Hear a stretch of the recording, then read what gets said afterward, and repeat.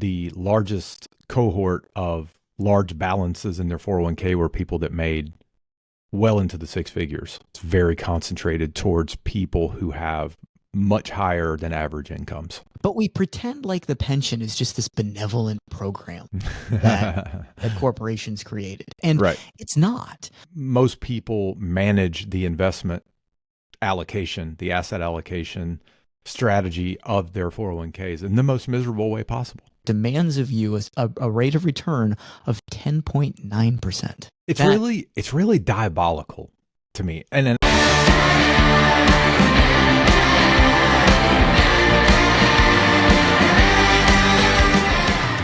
so you want to talk about the 401k plan today? Let's do it.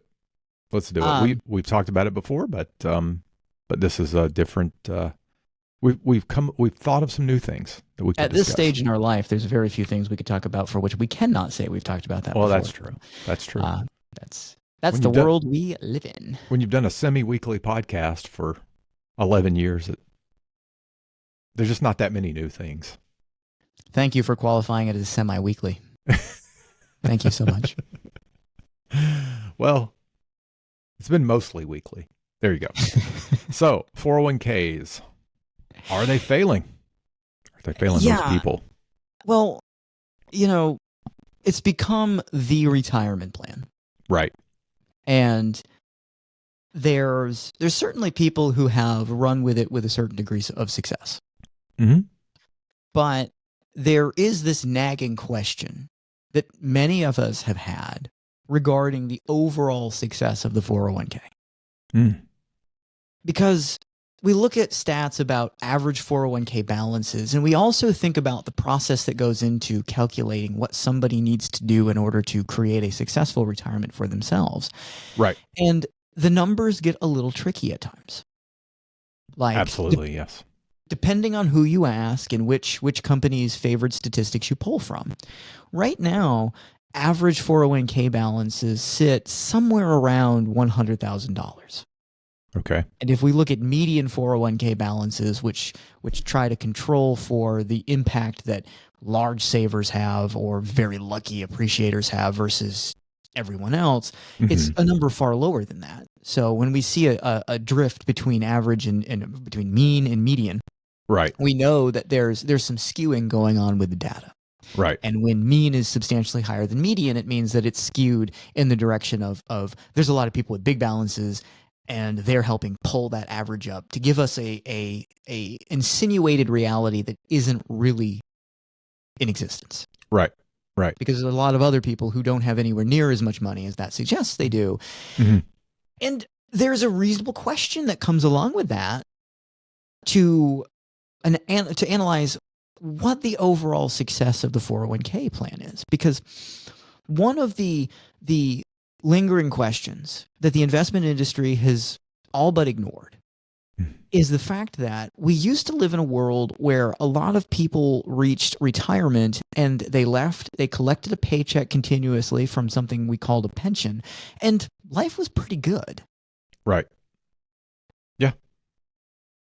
No one ever, that I'm aware of, no one ever got rich from their pension, but it provided a level of comfort for people when they retired.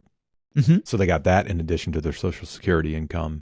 So, and then maybe they had some savings. Probably most people did, in our experience, even the older generations who did make a lot of money, they had some other savings, but they didn't have to rely on that to pay their bills every month.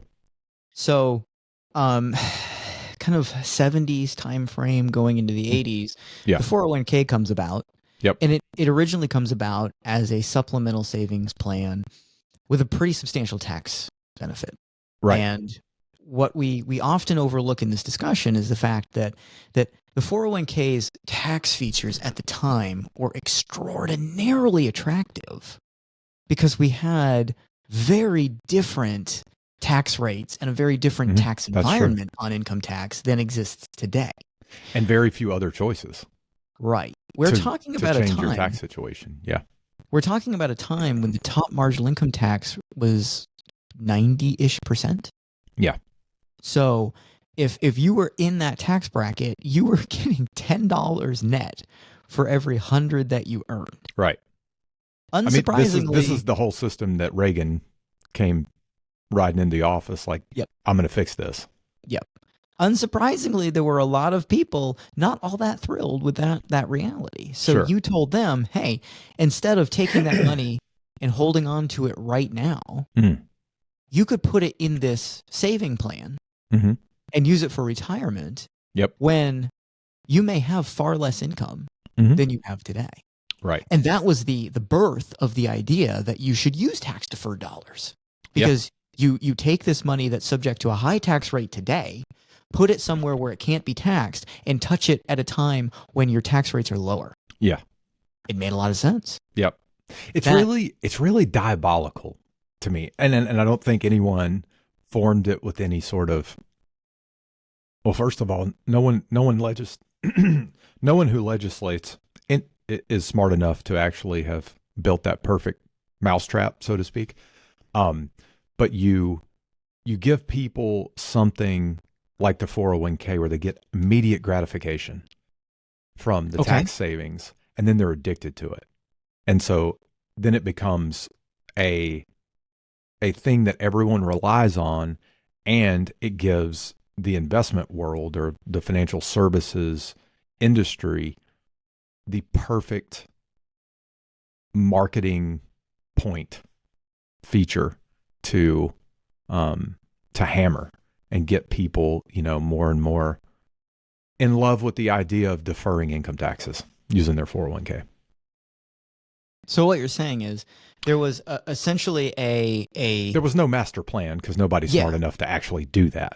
But once the whole thing started unfolding, somebody somewhere realized, oh, there's an opportunity that we overlooked. Yeah. And here we are. And we haven't even talked about the corporate tax side. We're just talking about the individual tax side. Okay. And I don't mean necessarily in terms of, I said that wrong. I don't mean tax in terms of income tax or corporate income tax.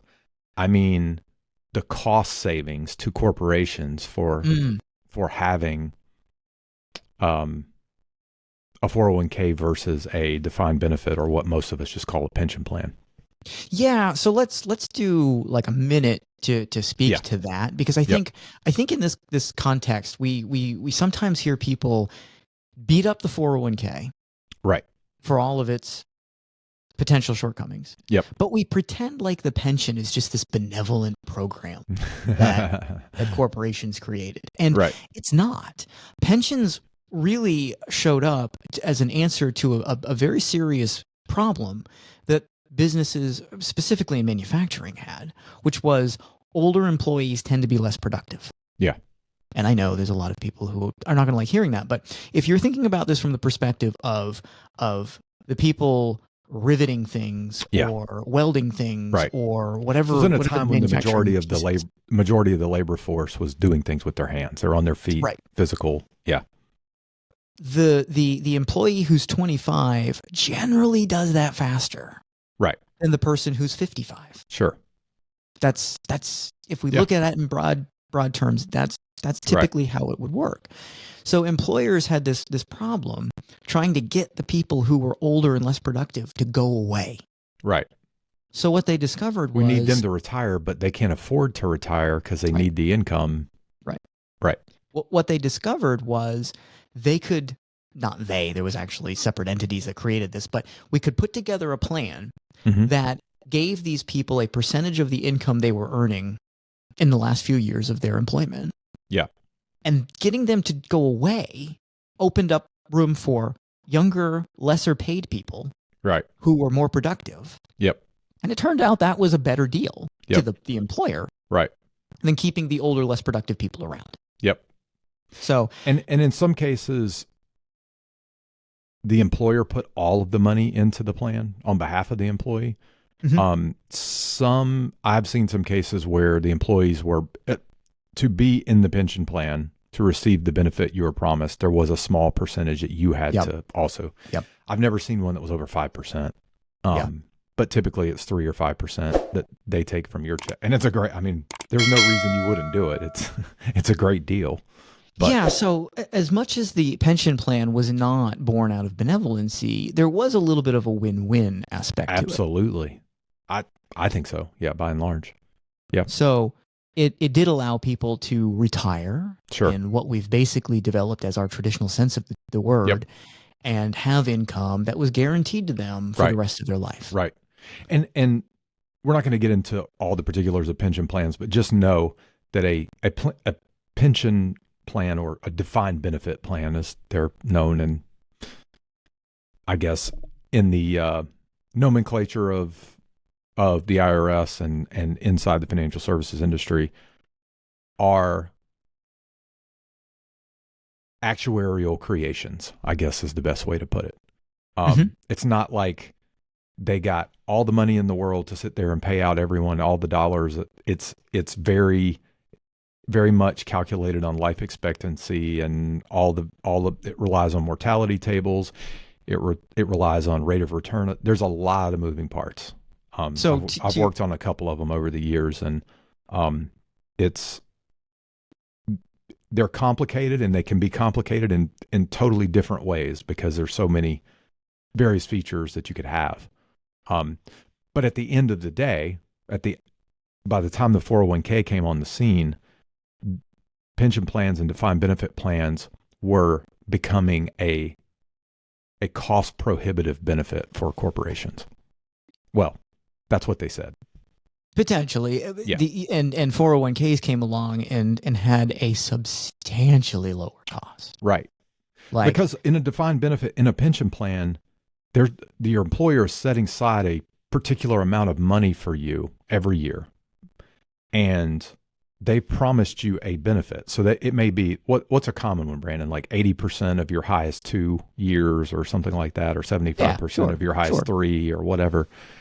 They're promising that amount of money to you when you retire, when you hit certain metrics, either it's time served or age, or maybe a combination of both. They're promising you this monthly benefit, but when you start working, they have no idea exactly how much money they need to put aside to make sure they can buy that benefit for you. They don't, but there were lots of ways to that's where the actuarial calculations come into play.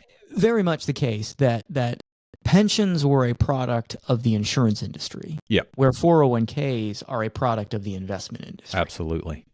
And you made a comment just a few seconds or minutes ago where you alluded to the fact that the breakaway from pensions and the move to 401ks allowed employers, one, to significantly reduce the cost of providing a retirement benefit to hey, look, we can do that now. People can see our air quotes. We've been doing them for years, folks. You can just now see them. So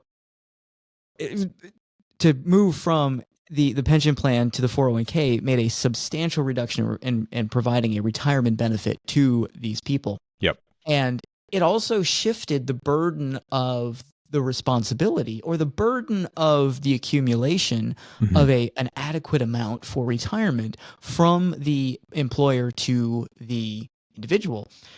In terms of a pension, if an employer screwed up and they didn't set enough money aside for the purpose of creating the pension benefit, they had to make up the shortfall. Yeah. And in fact, there are a lot of government entities now that are facing realities like that. Yeah. They were not putting enough money aside because the rate of return assumption that was used was wrong. It was higher than it was supposed to be.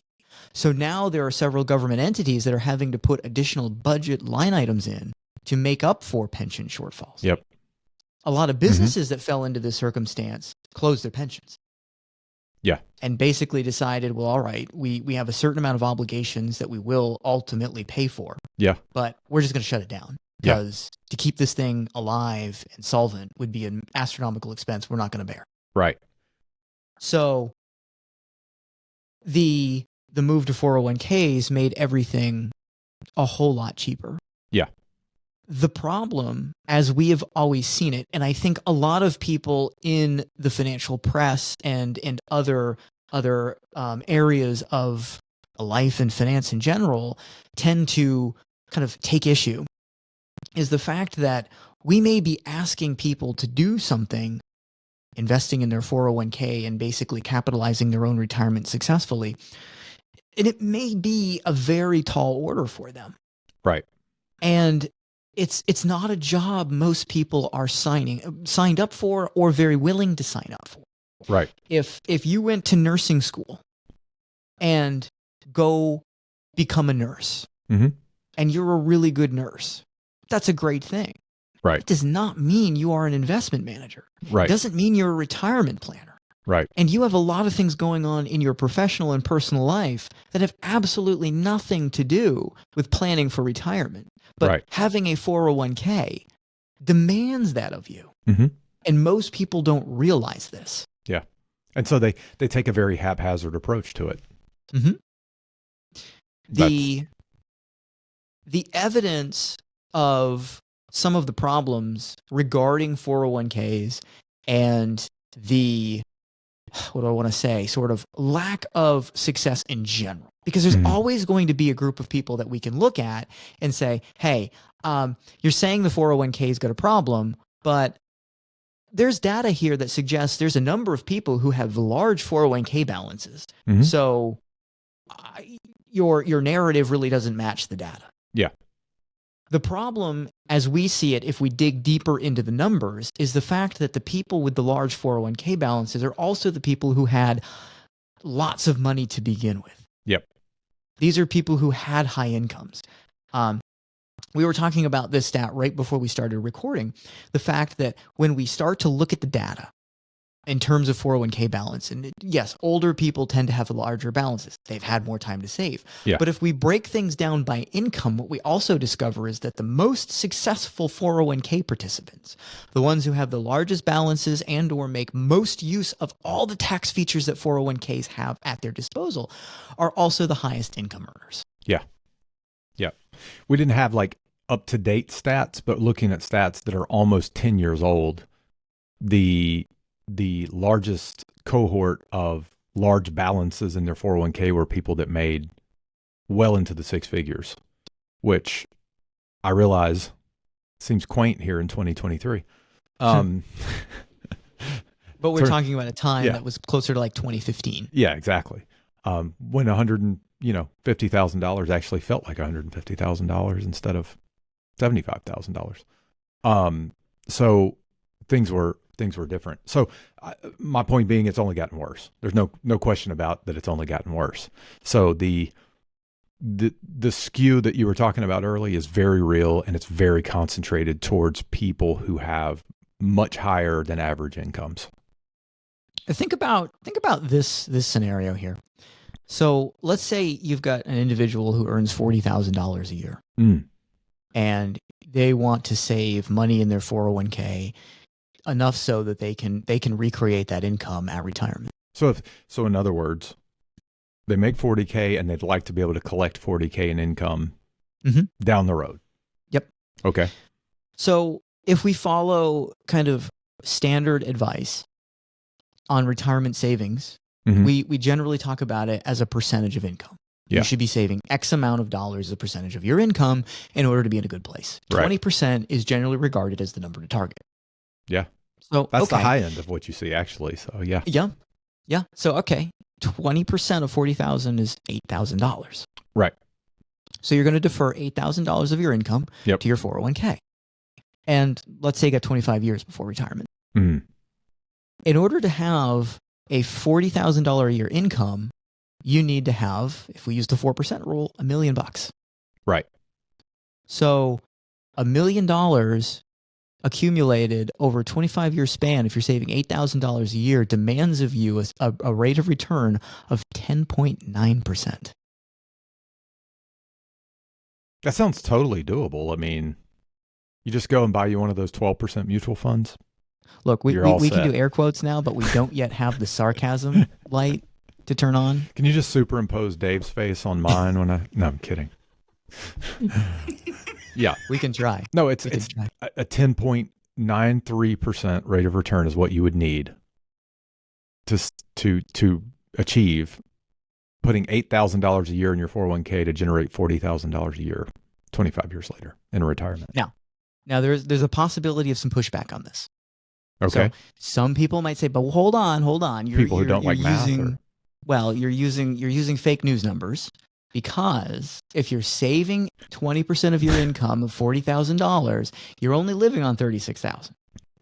Excuse me, $32,000. I said that wrong. Right. So if you need to be at $32,000, then you don't need $1 million, because you don't need $40,000 of income. Right. Because when you retire, you're not going to be putting the $8,000 away anymore. Is the point. Correct. Right. Correct. Instead, you need something more like $900,000 to do that. So I bet I got some good news. I got some good news. Our rate of return goes down to 10.25. Oh, you only need 10.25 now. Yeah. Chump change. Yeah. I mean, for those who are a little slower on the sarcasm thing that we're well known for, that's a very difficult thing to do. You know, it's going to be over the span of your entire retirement. What's going to be exciting is when someone pops up in the comments and cherry picks some 25-year period where the S&P 500 magically did 11.2% or something. Go ahead and do that. And if you think you're gonna make that happen, have at it. If it works, great. But if it doesn't, well, that actually dovetails onto another good point to make. Okay. About why we think 401ks are failing most people. Most people manage the investment allocation, the asset allocation strategy of their 401ks in the most miserable way possible. Okay. Thus meaning you're probably not likely to optimize the rate of return to its best potential because of experience of what we've seen. I don't know how else to say it. All right. And that looks a little, let's suss that out a little bit. Sure. So what exactly are they doing? Most people aren't paying attention to anything at all, quite frankly. So whatever the default option is what they go into, which would probably be a target date fund for most people. You ain't getting 10.25% in a target date fund. No, it would be impossible. And remember, you have to do that. It's not the case that you can do that in 1 year and say, mission accomplished. You'd have to do that every year for this 25 years that we're talking about. When we say you need 10.25, that's 10.25, year 1, 2, 3, 4, and so on till you get to year 25. It has to be that much every single year. Right. So, which is not realistic at all, because as we've talked about in many, many, many podcasts and blog posts and this and that and the other, your CAGR is the only thing that matters at the end of the day, not your average annual rate of return. And there's no way, unless you had a static, your CAGR is your actual returns in a real market investment are going to bounce all over the place. Right. And you need to be willing to stomach all of the fluctuations of that to hopefully have CAGR come out to 10.25, which means you're going to have years that are -10 and years that are positive 25. And hopefully by the time you get to year 25, you're at that number. Right. And that's keep in mind, you could be at year 24 and be ahead, and then year 25 could be bad. And in a target date fund, you're not going to get there because the target date fund is going to make intentional changes to your investment mix in order to ratchet down the risk as you get closer to the 25th year, which is going to take an already impossible goal, 10.25, and make it even more impossible by virtue of mixing in things with far lower return expectations. Absolutely. So the problem here is that, especially for people of lower income, it's astronomically difficult to get to a place where you have capitalized investment accounts to the degree that would be necessary to replicate the income that you need. Right. And it's harder to do than we're even making it out at this point, because the less income you have, the more burdensome basic living is. Right. Like, the higher your income gets, the less of a burden certain things that are just part of life become. Sure. Yes, you can buy a more expensive car, but the overall percentage that you spend on cars, there's only so much you can spend. Right. So it's going to go down as a percentage of income. Yep. Housing, yes, you can buy a bigger and nicer house, but even that has certain limits in terms of how much more house you can buy and what percentage of your income that digs into as you get into, let's say, $500,000 a year or more in income. Right. So it scales. Mm-hmm. The less income you have, just basic things, utility bills, groceries, property taxes, Christmas presents. they all have a much more, they have an outsized effect on your salary than somebody who's earning a couple $100,000 a year is necessarily going to face. Yeah. That's going to make the saving prospect already difficult for you. Now, there is some pushback that people would have in the context of, well, Social Security will make up a bigger percentage of that person's income, the lower income earner, than will be the case for the higher income earner. That is true. But we're also now becoming heavily dependent on a system that has several financial woes that we all look into the future with a whole lot of ambiguity over. Right. Right. And if, I was recently looking at some numbers from Social Security. These were actual numbers that people had posted online, where they had calculated what the total cost basis of Social Security contributions that will have been made by the time they retire. Did that make sense out of that, or did I butcher that? Yep. So that means the portion that they put in from that's, their side of it, and then the employer matching side. So they had combined the two together. So it was an honest assessment. And what their monthly income will be based on that cost basis, it's a terrible return.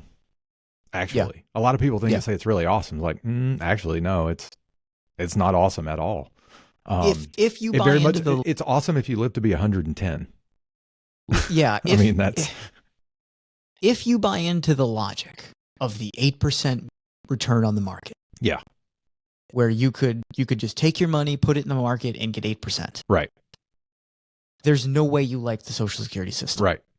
Because your contributions and FICA taxes taken, put in the market, and growing at the 8% number that you think might happen, nets you some result that will give you more income in most cases than Social Security could ever hope to accomplish. Right. So that system, it has its guarantees, and those are great. Yeah. But again, if you are a big market believer, you can't be in love with the Social Security system. Right. Right.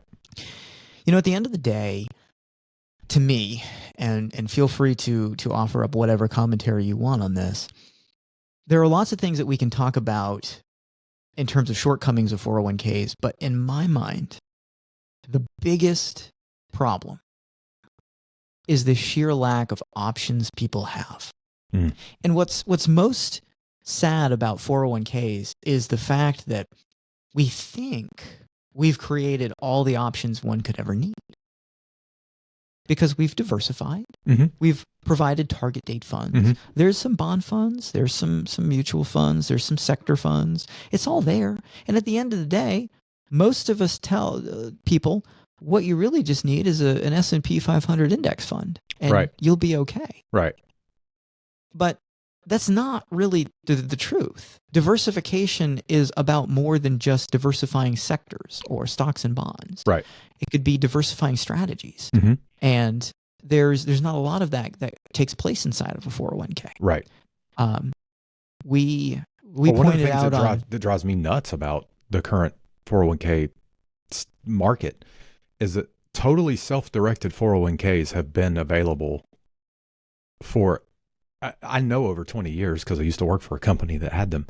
Meaning that, and I don't mean it's not through your employer. People who are self-directed, they don't necessarily understand what I mean. I mean, basically, they just have a brokerage account at Schwab or Fidelity or whatever, and they can just buy whatever they want. Yeah, what you're saying is it's a 401k plan. Yeah. It has the contribution limits of a 401k plan. Right. But the options to invest in things is far more open than just a basket of goods offered from a traditional plan at Fidelity or Vanguard or something like that. It's basically everything that's available. There are certain restrictions that ERISA makes, I believe, on what you can buy in an IRA or a 401k. But other than that, everything's available. I'm going to go to it because it's timely and it's relevant, and we're going to have a crossover event. Oh boy. So we We just recently, on the most recent version of the Retire with Confidence Now podcast, which, by the way, we have another podcast that, look at us being such great marketers and not saying anything about it till now. Yeah. So since no one's watching anymore, let's go ahead and do promotions. So there we go. We just recently ran through a scenario on that, looking at the performance of a closed-end fund. Yeah. And the point of that was much more about sequence of returns risk, which I don't want to get into right now. That's not important for this discussion. But what did come out of that conversation in addition is the fact that an investment in a closed-end fund results in a similar, arguably better rate of return than you'd get in the market, right, in an index fund, a passive index fund. And it comes with the prize, after about 15 years, of a substantially larger income. Right. So through monthly dividend distributions. Yeah. Yep. So we were looking at examples that ran like 2007 to 2022, 2008 to 2022. And what we showed was rate of return. If you look at this thing, just sheer rate of return in terms of account balance that you get in this investment, somewhere between 8 and 14% per year, but that 14% per year was a really outlier situation. So let's say it's something closer between 8 and 10. An income number that was like 3 times what you would have at your disposal if you would just put it in something like the SPY or the VOO index fund. Right. And here's the crux of my point. I would much rather have my money in something like the closed-end fund, right, building income units, right, for my retirement, than having to hope that the S&P 500 continues to boom and then try to figure out what I'm going to do for income, right, at some point in the future. Yeah, there's only one way to win. Yeah, that's the big problem. Income. Yeah, income. So there you go. This is all about life insurance. I haven't said anything about life insurance today. Yes, life insurance works too. And that's a far more stable year-over-year rate of return product that can provide a much higher rate of return, or excuse me, a much higher income yield per account balance than your typical investment account will. Plus it comes with the benefits of tax-free and stuff like that. Sure. Or annuities, which can also play a big role in establishing some really solid guaranteed income for people. Right, right. And that all works. That's all cool. Yeah. My last comment is, my overall beef with the 401k is there's only one way to win. And that is that you get a decent rate of return over a long period of time. And that's really it. The downsides are that all the things we've discussed, plus the one that I can't get over that we've not even mentioned, is that you're locking up your money in such a way that you only have one way to take it out. And, well, you only have one way to take it out efficiently, and that's after you're retired and paying ordinary income tax. So you could argue the efficiency. But you've basically pigeonholed yourself into doing things one particular way. And you've by default eschewed all of the other options. You know, that's a really good point. And I realize we're in the bonus round, but we should just 1 minute here. That point about putting money in the account, kind of locking it up for a number of years and really not being able to touch it without some serious consequences or serious maneuvers, it's very, very overlooked and underappreciated. I remember somebody commenting to me years ago, I got to put money in my 401k. I need the free money from the match. Yeah. And it's like, well, hold on. Like, the free money comes with a cost. Yeah. The cost is that money goes away. Yeah. And we're talking to somebody who was in their, I think, 30s at the time.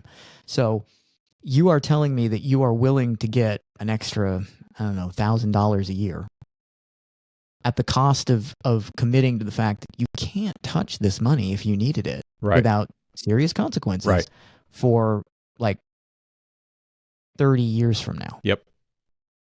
That has a cost. And I think it's way higher than you realize. Yep. The design and the taxation of it and the age for which you can take distributions without penalties and all those sorts of things is set up to keep you working. And we have met people and we've talked to people. We've seen lots of people post about this online who are, I'll just say in their 40s, they've put a substantial amount of money into their 401k. So much that they could probably retire if they had that money outside of their 401k. Yep. And they would really like to not do this job anymore that they're doing. Yep. But they don't have enough liquidity outside of their 401k to actually make that a reality. Now, there's a lot of more complication involved in that and particular details with everyone's situation. But in general, that's what we see. Yep. And we see lots of people who are in their 60s have 80% of more of their liquidity in 401k and IRAs, which are basically, we're not talking about them in the same light, but they're taxed the same way. So, yeah. Yep. So that's a prison of your own creation. It is. Sadly. And most people do it without a second thought because everyone says, you can take the tax break. It's great. You should put all your money in your 401k. There's a lot of autopilot that's going on. Yeah. There just is. Absolutely. All right. That's it for today.